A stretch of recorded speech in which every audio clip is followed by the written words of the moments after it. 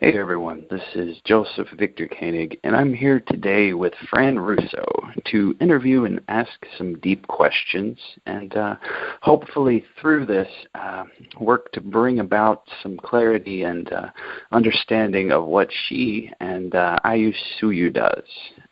Fran is a shaman and curandera in the traditions of Peruvian shaman. I've come to know her through her classes and workshops. She is a person who has very deep insight and a real unique way of seeing that I really wanted to share with everyone. In my life, she has been a person who can articulate answers to questions that may seem to go beyond conventional norms and conventional ways of seeing, and for that I am truly thankful. She's a teacher, a healer, and someone with a clear channel of inner guidance. And I know she loves and cares for animals deeply. So, Fran, how you doing? Pretty good. Thank you, Joseph, for those kind words. Oh, well, you are welcome. So first, I just wanted to get in and let people know about Ayllusuyu, what it is, what type of work you do with Ayllusuyu. Well, we should start off with what Ayllusuyu means. It comes from the Quechua language, which is one of the native languages of Peru. It means, loosely translated, the region of communities together. Ayllu being the Quechua word for community. I've always found that to be the perfect word for community because it is pronounced I-U. And indeed, is that not community? Yes. And then Suyu means region. So, as I say, the best translation is the region of communities together. With having said that, Ayllusuyu brings forth the teachings of Peru and beyond Peru. It goes back to ancient times when there was no separation, when the villages were all one, where people didn't serve only their own personal needs. They served all, knowing that what they did for themselves, they did for all. So as an example that I always use for this is the child. If a baby is born in a village, that child is not only the child of the parents who birthed that child. That child becomes the village's child. So what can be a more safer way to raise a child when you know everyone in your community is looking to the care of your child? That takes the burden off only one or two people. It puts it on everyone. It's a loving burden, but nevertheless, it is a practicality. So this is what Ayllusuyu does. It brings forth those teachings of keep it simple. Doesn't have to be complicated. Simply know what you know and follow that gut instinct without the chatter that shows you the way to go ahead in life. This work is at once the most simple work you will ever do and the most difficult. That's up to you. And as we go along in the interview, I will explain that more. So through the series of classes, workshops, journeys to Peru and elsewhere, experiential talks, groups, whatever gathering ceremony that serves, these teachings are brought about. And that's what Ayllusuyu does. Well, great. And within shamanism, I have noticed that the perception within a shaman is very different from other traditions that are out there. What about shamanism is unique from, other traditions? Well, shamanism is not actually a word. It was one, I think, that got coined to make it more easy for people to to be understanding of what one who goes into deeper work can do. A shaman is one who a simple meaning is one who guides, one who sees. That's all, one who sees. So what that means is that the shaman will see into the non-ordinary, into the unseen, the unknown, the unspoken, into that which is felt but not spoken. And we'll bring that up into the light so that all can see it and perceive the heart of it. It cuts to the core. A shaman won't do the work for a person. A shaman is a guide. So that means that the shaman will walk with the person, but won't particularly point everything out to the person. Because what good would it do for the shaman to say, well, this is this is that, watch out for that, watch out. What in the world could the person learn from that? That the shaman knows, that's about it. So that's not what the shaman does. The shaman just simply says, let's go. And I can say with that, in a way, it's, helping a person to help themselves rather than training a person to be entirely dependent upon you, your guidance, healing, right, whatever else is out there. And when you're working with a group, what is your intent? That depends on whatever the intent of that work is to be. There is no cookie cutter on that. It is whatever the intent of that particular gathering is. Whatever it came to be, why it came together in the first place. But always, above everything else, it's sacred. Sacred intent. In the world today, the sacred has gone missing. People have looked to more and more look down instead of up, so to speak. Yeah. They are looking to how to keep themselves safe and in themselves, their families, intact, and are running around trying to gather everything for that purpose.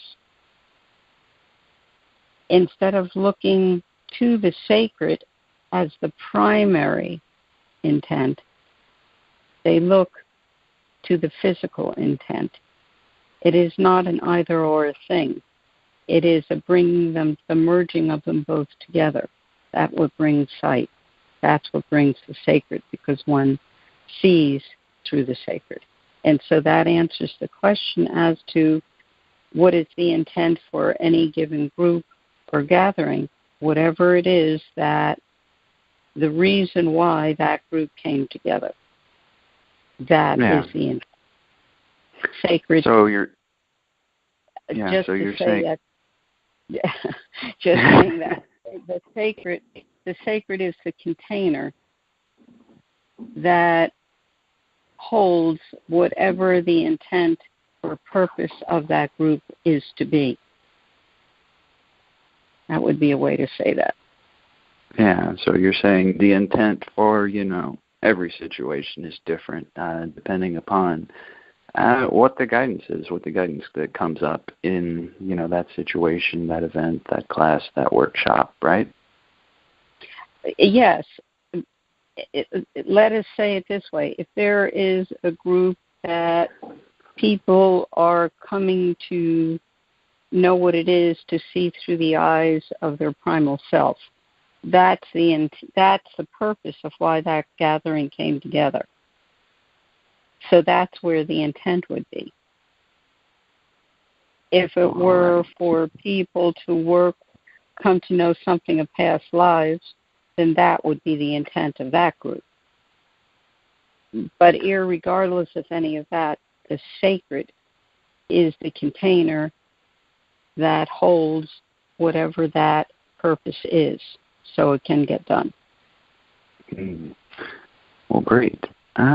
You know, what can come to concern me in today's world with, sort of fast-paced life and technology is seeing a person sort of trapped within their own mind, within their own thoughts, within their own beliefs, and they can't really seem to go beyond that, to go deeper into what's really there. How can, this work and workshops like this bring about clarity for people? It helps one to get out of their own way. The only obstacle that anyone ever has is him or herself. So a person is born, the human is born, and it's going to die, and it knows at any moment, terrified that that will be the moment of death. So it builds illusions of safety, and that will be beliefs, stories, etc., that come up. So when any given situation in life happens, instead of perceiving what it is, one jumps into looking for the point of reference. What does it relate to? Well, last time when something like this happened, this and this. Instead of being right in the moment and seeing what it is, perceiving what's happening right now, that's what brings clarity. The higher perceptual primal self, known as spirit within, higher self, luminous self, many, many words are used for that. The bottom line is when one sources through that rather than the human stories, one will will have clarity, because it's a clear yes, a clear no, a sense of intact or not, rather than all that old familiar chatter from the old stories that get in the way, that bring that cloudiness.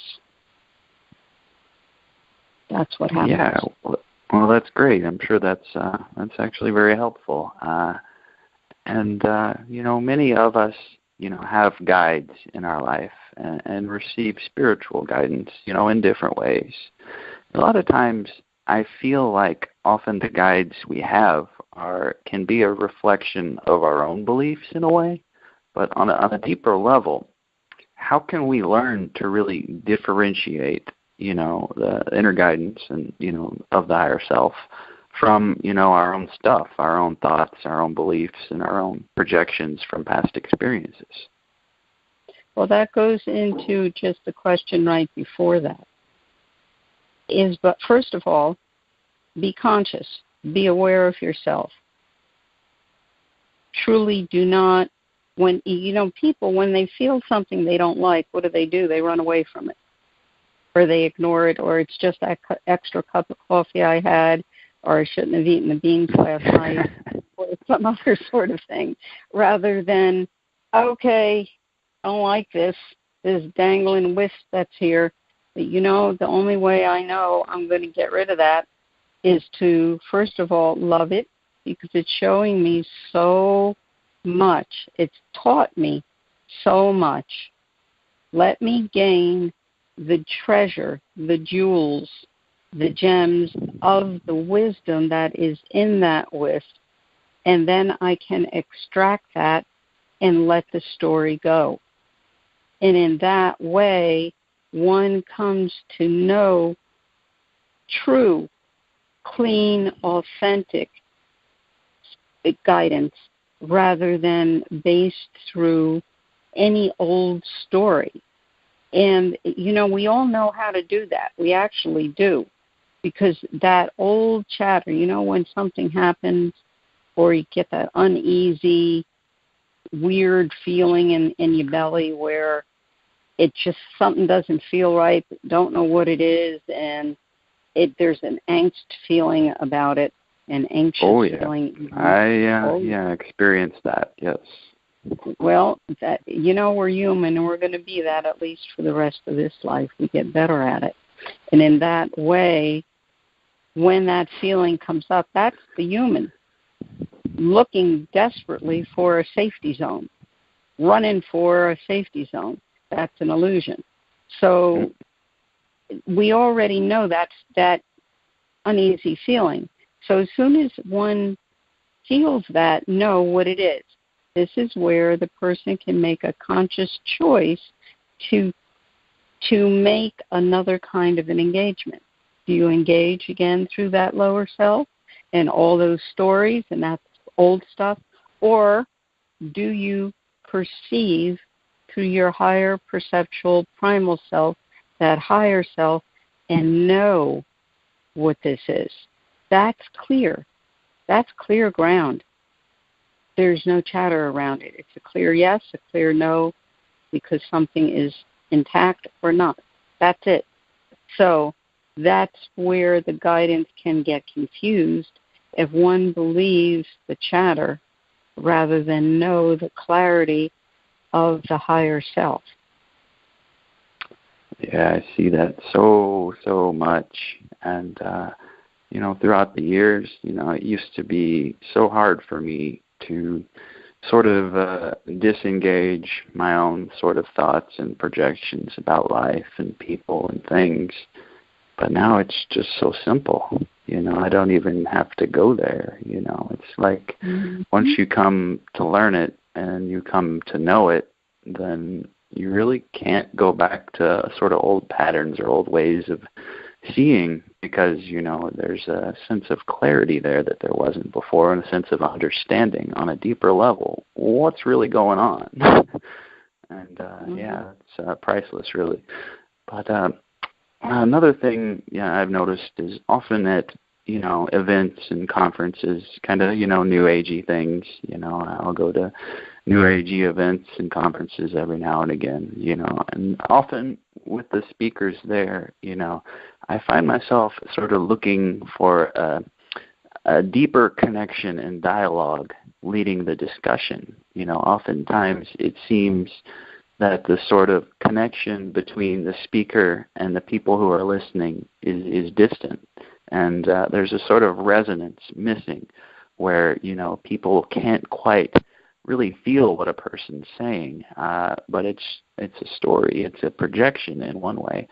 How can, those that teach others bring the discussion back into the core, back into what the guidance is, rather than, getting lost in, stories and beliefs and other forms that seem to take over people's minds in a way? Well, you see, that goes back to simply this.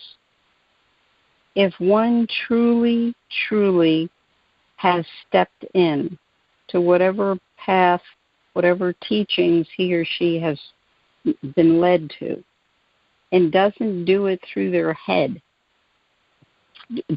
really gets the hands in the dirt rather than sitting back, then what happens is embodiment.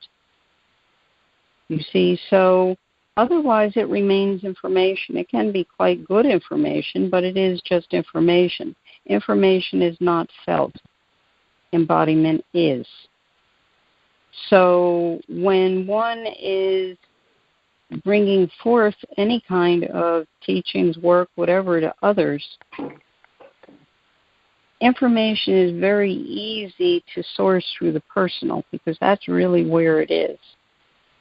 You see, information is a doorway into embodiment.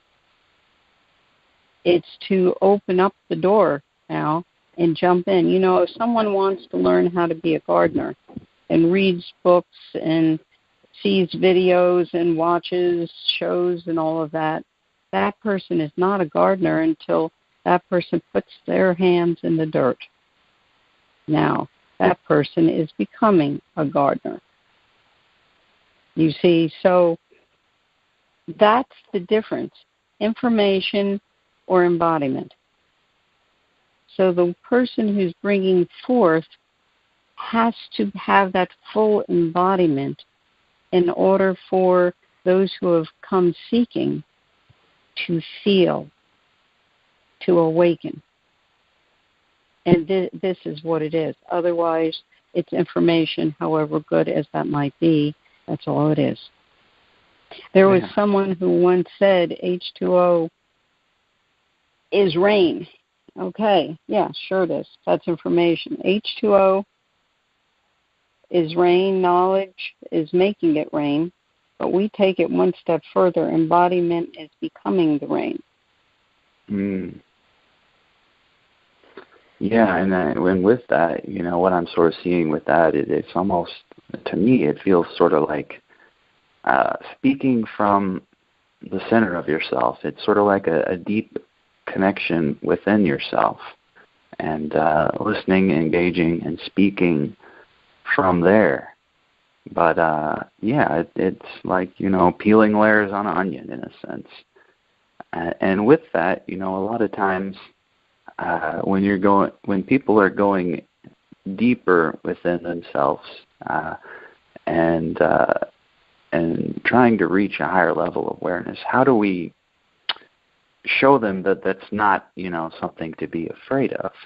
Because a lot of times people see things that they don't quite understand, or could perceive or they could see someone who perceives in a very different way than them, and that could bring about a sense of fear. And a lot of times, when people are truly faced with themselves, with who they really are, with what they're really doing in their life, they can become afraid of what they don't fully understand. What would you say to someone who wants to truly evolve and grow, but then gets into the fear and maybe hesitant of answering their call? Okay, that would be get out of your own way. It's just that. You see, a person becomes involved with the consequences of some past situation and is holding on to that. Going through the idea, well, that if that person remembers what happened about that, then it will never happen again. In truth, it's just the opposite. You're holding on to what you don't want. Let go. You don't want that to happen again, then let it go. Why are you holding on to it? That's the fear of consequences of past situations. Somebody perhaps, many of us were born conscious when we came into this life, to an extent of a consciousness where saw, knew, felt things that others didn't. So as a young child, maybe said those things or showed those things, and those around that child didn't understand and did things to endeavor to shut that child down. So the child became fearful of what he or she knew and buried it.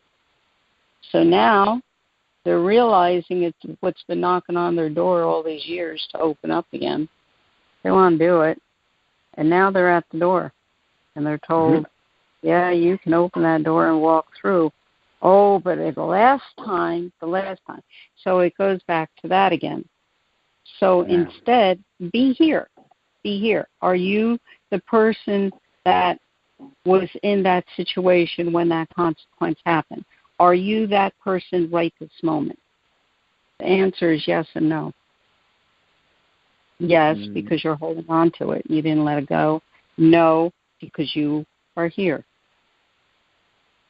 So in the knowing of that, with a guide, that's why a lot of this work has to be, at least for some time, done with a guide. It's not meant to be done without a guide. That actually will create more stories. Well, I tried it, and then look what happened, and it was even worse. Well, did you have a guide? No. Okay. So, and with that, with the guide, it's so important, because so often people can't really see what other people could potentially show them in different ways, in different forms. And I feel like in a group setting, that's a lot of the work, helping the people that are there and showing them and helping them see in a different way, maybe things going on in their own mind, in their own life that they don't understand, that they don't have clarity on, that, they're really confused about and feel stuck, and they don't know what they're doing to themselves, really. Mhm. Mhm. And that's where each person in that group, each person is bringing his or her own perception, and so can bring rays of light, perhaps, that the other person hasn't seen. And so it's very helpful. Quite often in groups or workshops, when something is happening, I will go to the Ayllu or to the group and say, help him, help her, and let them do it. And that is very, very productive and very helpful for the person who is doing whatever he or she is doing. Yeah, sure. And within a group, or, as consciousness grows, or within a person as consciousness grows, and the perception changes, how can a person's perception change over time? Well, how can a perception change? How awake is the person remaining?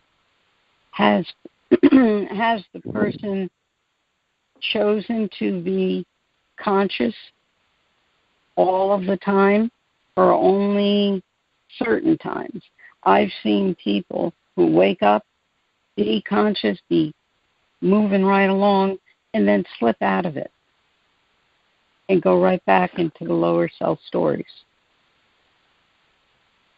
And be consciously vigilant. Be aware of yourself. When a person steps into this work, there's no longer the excuse, I don't know, I'm not aware. I didn't see what was going to happen. Sure you did. You just chose not to. You see, that's the point. It is a choice. Once one chooses to wake up and be aware and see whatever it is, one no longer has that tired old excuse. I didn't know. I don't know. I didn't see it coming. Sure you did. And that's how, is be aware. Pay attention to the flow, that ping, that gut hunch, that ping that says, something. There's no word, there's no thought, there's no point of reference, yet there's a feeling that says, pay attention to that. That's how perception changes. You you follow the flow, go with the flow. And that's how it was. That's how it is. That's exactly how perception changes, by keep moving, keep flowing.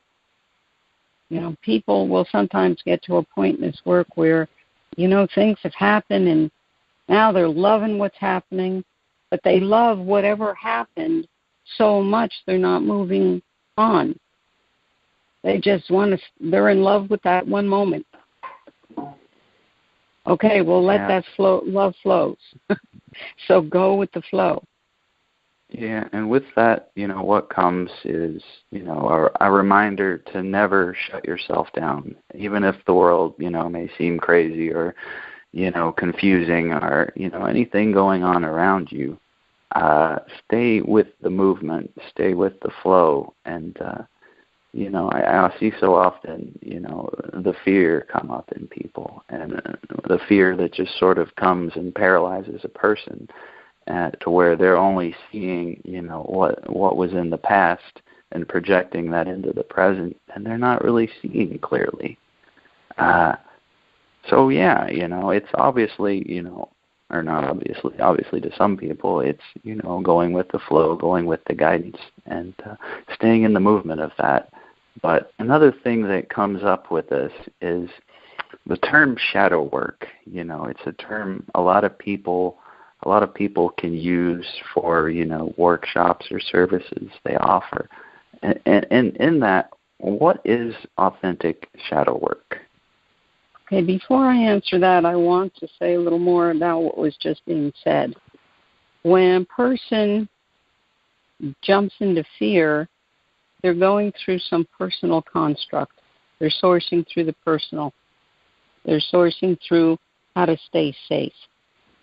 So instead of seeing what's happening, they're engaging through the personal. And what happens with that, the very thing the person doesn't want or doesn't want to engage is very often what just indeed does happen. Because that is the emanating of, stay away, I don't want you around, don't do that. And so you have a neon sign around you. And so what will that do to those around? Oh, I see that sign. Uh-huh. Okay, well, instead of doing that and sourcing through the higher self, you are aware, it's being fully wherever you are, being fully there, acknowledging without engagement. Everything else becomes an engagement then. So the very thing that you didn't want to do, which was an engagement, you're doing because you're sourcing through the personal. I acknowledge what's happening. I'm making a conscious choice to engage it or not. And if I do choose to engage it, I am consciously choosing the kind of engagement it will be. And it will not be personal because I'm not choosing that. So that goes with what was just being said. Sure. And with shadow work, I'm just curious, what would your definition of shadow work be, in a sense? Well, we use the word shadow to simply mean unfinished business. Stuff that got stuffed. Things that happened that got buried, not wanted to deal with, didn't want to deal with it, so it got buried. So it's no longer up in the clarity of light, it is buried in shadow. That's what causes it. That's why we call it shadow. So it's nothing bad. It's not negative. It just is undealt with constructs, undealt with situations. It got buried. So through what we do is we bring that up to the light, transforming it back into the pure energy that it actually is. So how that is done is that the story that got buried is released so that the wisdom that why that situation actually happened can be released and gained. And in that way, you free yourself of all that excess baggage that's been carried, and once more, you can bring it, all that you learned, out to others. We have a code, which one could call it a code that we live by. What I do for myself, I do for the greater good, not because it serves me only, but because it serves us all. With that comes with this, is that the more resistance that you feel to deal with a thing, that's the faster you should run to go deal with it, so it doesn't become shadow. Yeah, it clears the heaviness, if you're feeling, getting the guidance to do something, and you don't do it, you get this sort of heavy off you feeling, or at least I do.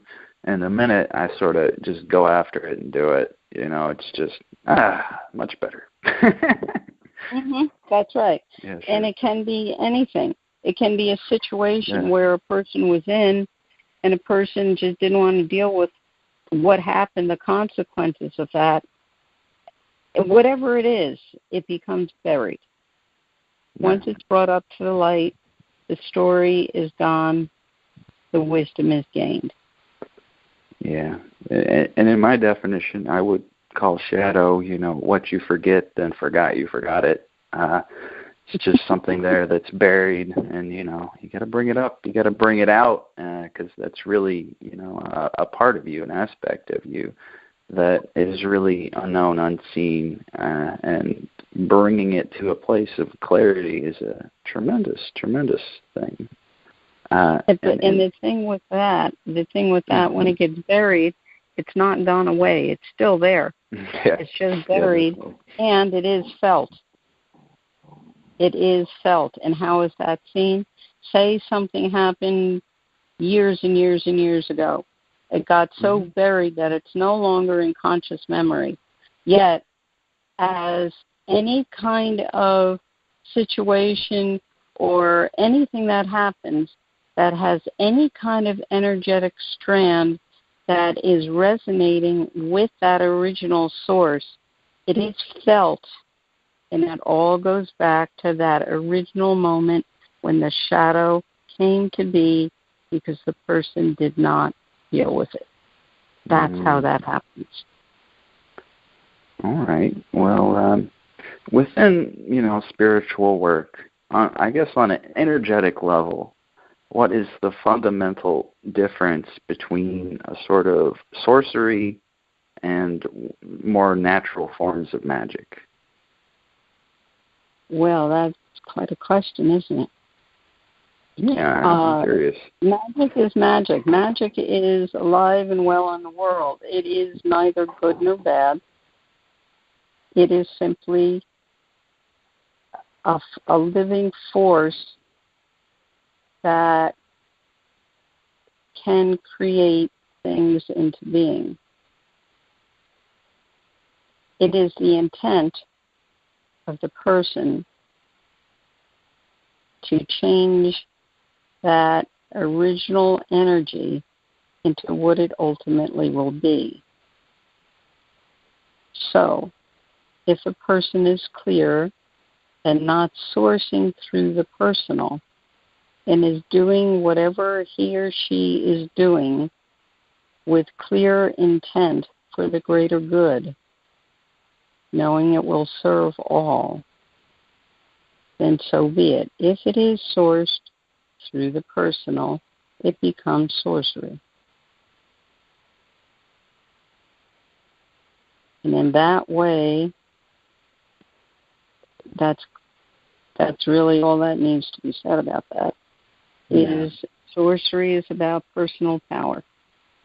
So a sorcerer may be seemingly do what all that we do, but the difference is it's for personal gain primarily, and very often completely. Yeah, and going with that, how can, we help people to discern, what exactly is sorcery and how to recognize it from, what's clear? Well, see, that's where it goes back to being conscious and paying attention to the perceptual.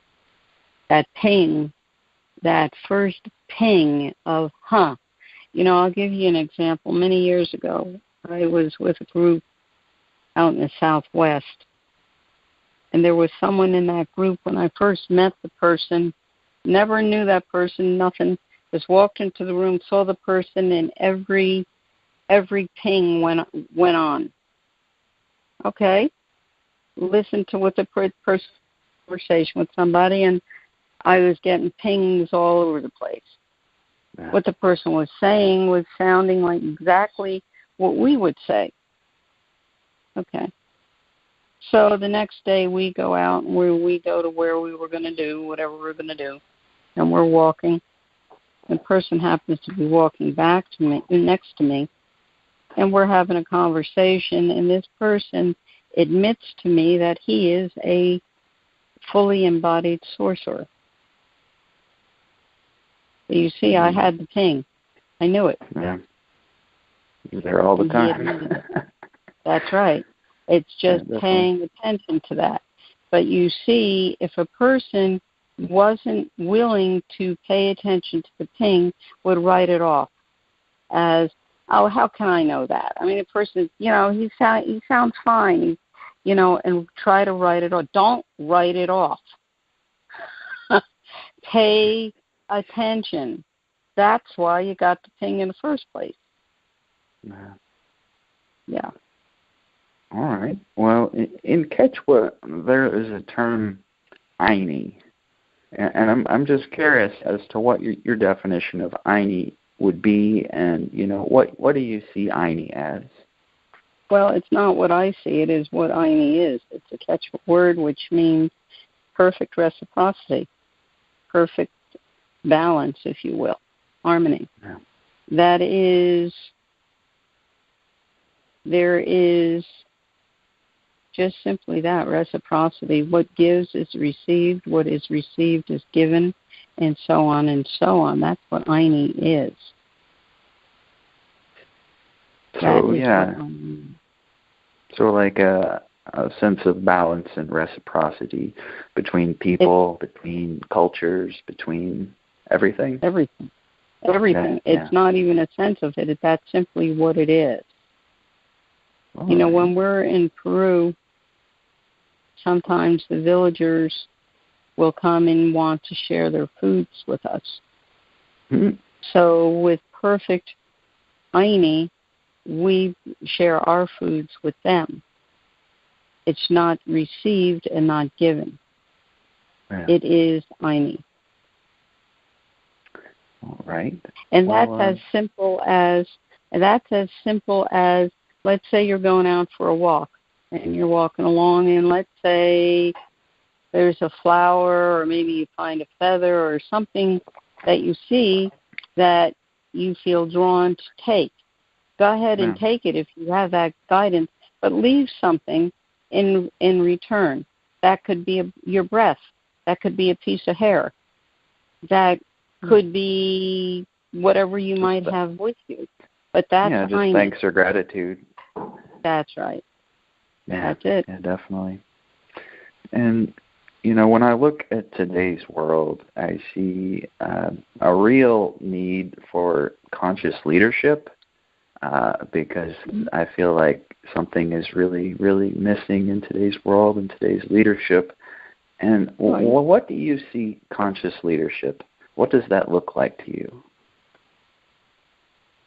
Well, other than putting a Quero, one of the pure blood descendants of the Inca, in the government, other than that, that would be interesting. Oh, yeah. But other than that, that would be someone who truly is an embodiment of as above, so below. Someone who serves the sacred higher justice, if you will, sacred higher laws, and those of the lower physical as well. One who fully sees that, who blends that weaves that can see it, and once more can do it with no personal involved. And not only for the greater good of any one country or people, but for all people. Every country, every people, everywhere. Not just one more than the other. All. And in this way, we then create a global Ayllusuyu, a global village, if you will. There's no longer of, well, we'll do this if we get this, or recognition that we did this. Any of that. Just simply that we are all coming together. There's many good works in the world today. Many, many, many, many. Throughout the world, people helping people who, famine, flood, pestilence, whatever, they're out there helping. And that is a necessity in the world today. Yet, how would it be to not have to run around putting out brush fires if there could be no more of those brush fires, because we are all working together as one Ayllu. How would that be? That would be another world, and it's something that, seems like it could be potentially so far off from where we are now, but at the same time, I feel like it doesn't really take much or, many people to bring sort of the attention and the focal point back to consciousness, back to the energy, back to what's really going on. It just takes really one or even a few conscious people to really communicate a message that people can get and can receive and that they can learn from. But yeah, it does seem like it could be a ways away. Well, that's what we're working on it. That's why we're doing it, because that perception is already present in the world. So it is already happening at the energetic. Mm-hmm. You see, the energetic is the raw stuff of creation. What happens in the physical is the end result.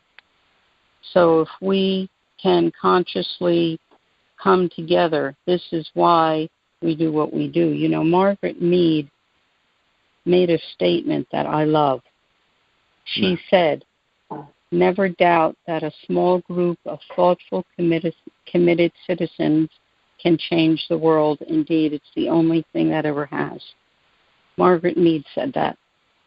I love that. Oh, yeah, I definitely believe that. And, I've seen that before. I've felt that before, right. Just in the energy. Yeah. That's right. And that's what we're about. This is why I am willing to go anywhere for any length of time to bring this anywhere. Now, see, this is the question that a person is. I often ask people, are you willing to do whatever it takes unconditionally to bring forth what you know to do? No, that's commitment. There are a few that say yes, but most hesitate. Yeah, sure. And I got an email from you. I noticed you were doing some event this weekend. What's that about? Tomorrow, we are having a drumming gathering at a local park. And that is through the drumming and the sounds of the drum, the voices of the drums, I should say, and the rattles and they're all of their songs. The intent is to awaken, to send a resonance, to help wake up more and more, to keep the flow of the K-Pacha, the energetic grid, if you will, or rivers, to keep them moving. So anywhere where they're sluggish or slow or even blocked, the resonance from the songs of this music to resonate that. We're also going to have a jolly good time. Yeah. And that, I would go if I were there, but I am not. Well, so. Yeah. Oh, wow. Well, all right. So, is there... I just wanted to say that okay. as long as one becomes the embodiment, then the act of doing becomes the state of being. There's no more thought. It just simply is. And it takes putting your heart, your soul, your being into being what you were meant to be, what your calling is.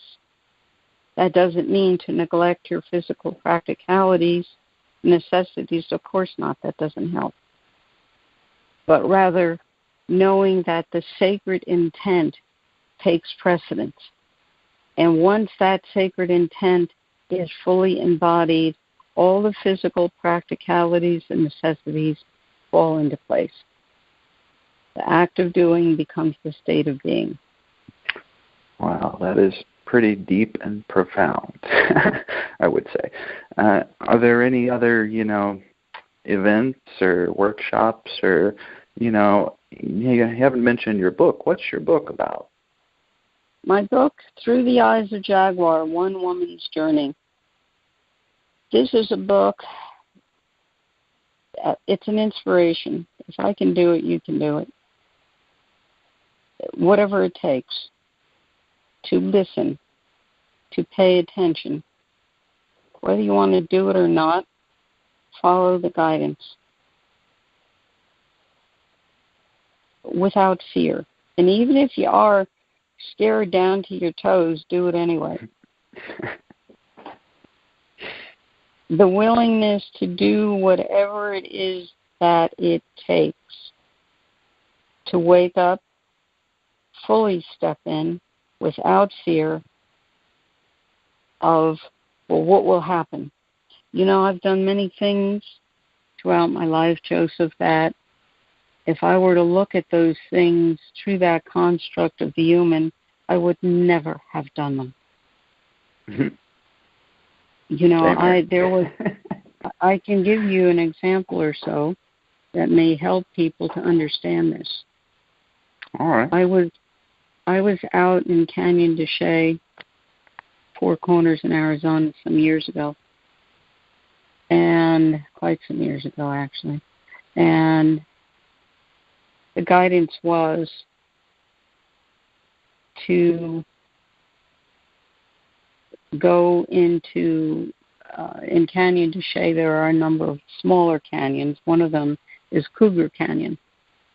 The guidance was to go back into that canyon at night. So I did. Climbed up half of the wall, not half of the cliff wall, found a little niche, settled down in there, shut off my flashlight. I could hear the cougars on top of the canyon wall. I could hear them walking and snuffling, sniffling. I could smell their musk.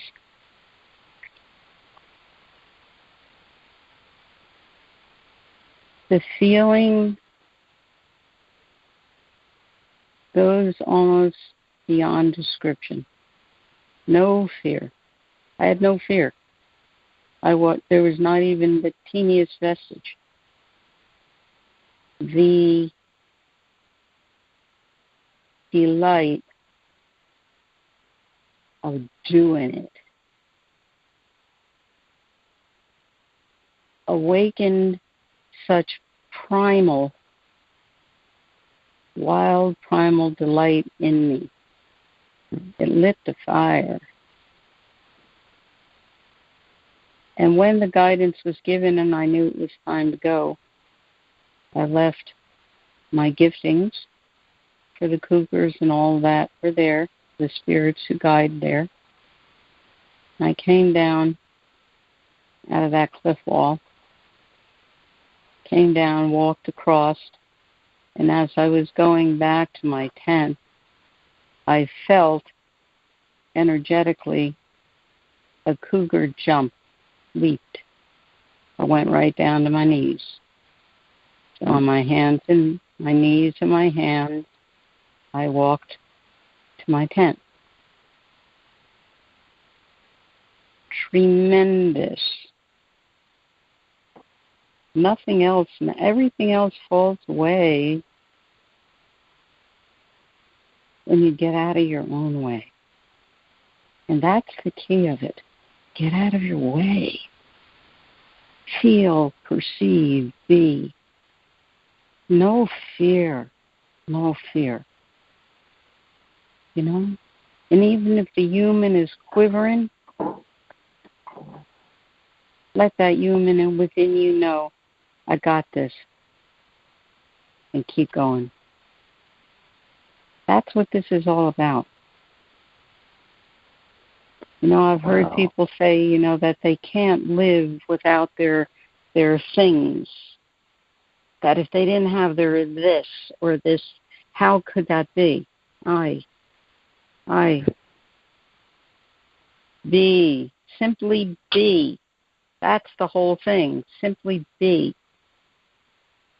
At the end of the year, we do have a journey going to Peru over New Year's.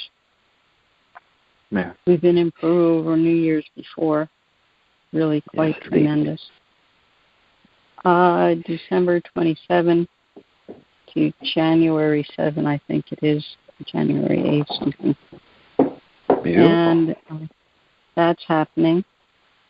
It may be, though, that does change and we have a gathering here in the States. But either way, we will be together on New Year's. Nice. Sounds good. Yeah, and if you do it in the States, I'll definitely try to make it out there. I would like that a lot. That'd be fun. Well, there is that piece. I am willing to go anywhere. Somebody wants me to come out and host me, I am willing to come. So if people want me to come, be in contact, we'll make it happen. Wow, definitely great. Well, Fran, I want to definitely thank you for your time today. It's been a really awesome discussion, really deep and really profound, and just a great talk altogether. And I'm just glad to be able to share this with people so they can, hear and get to know what's really there and who you really are and what this work is really about. So is there anything else you'd like to share before we go? Just jump in, folks. Jump in. No, the energetic waves that have been here are coming now and continue to come, and the weight of the shock waves caught in the undertow are all coming so vastly, intensely stronger and at speeds as never known before. It is essential, urgently vital, that we come together. We must come together in gatherings, yes, in the physical. Yes, because that is as above, so below. We must come together. We can make it happen, folks. We can indeed. Yes, indeed. Well, thank you, Joseph. I am honored that you wanted this, and I am honored that you. Yeah, it was a lot of fun. It was definitely a lot of fun, and I do enjoy it. So thank you.